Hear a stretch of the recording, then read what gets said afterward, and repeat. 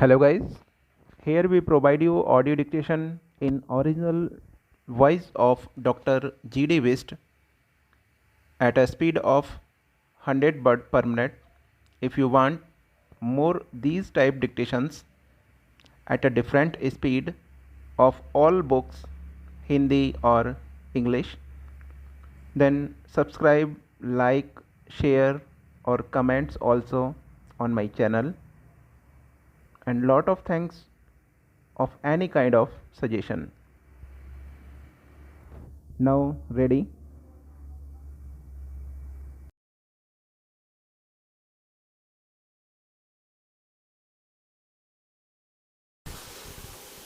Exercise 35.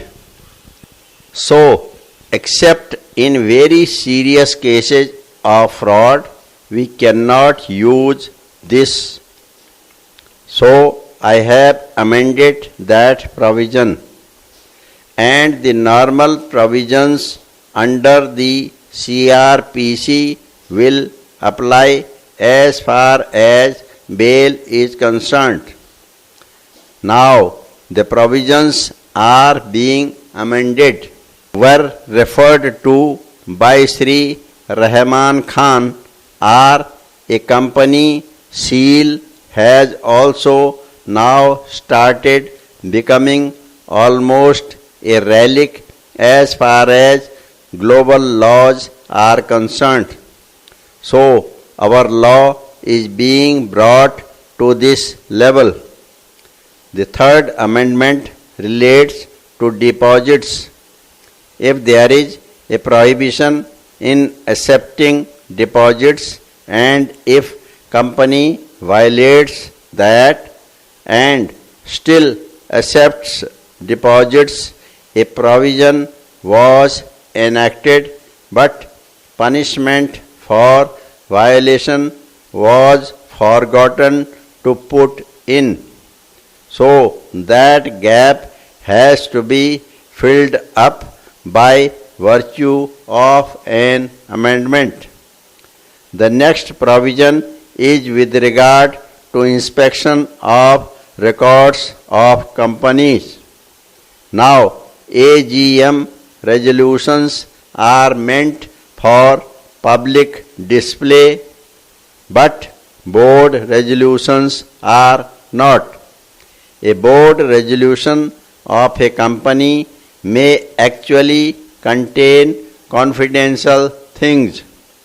You have a private company or a public company, its entire corporate strategy may be contained in the board's resolution. The manner in which its financial strategy may be contained in that, its intellectual property strategy may be contained in it. It may contain saying that this is going to be the name of my product, this is going to be the patent that I am going to ask for, etc. So, those are not available for public display anywhere.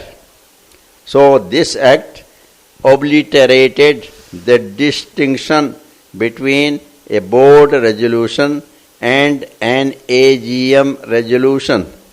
Hence, a correction had to be done. There was another lapse that has taken place.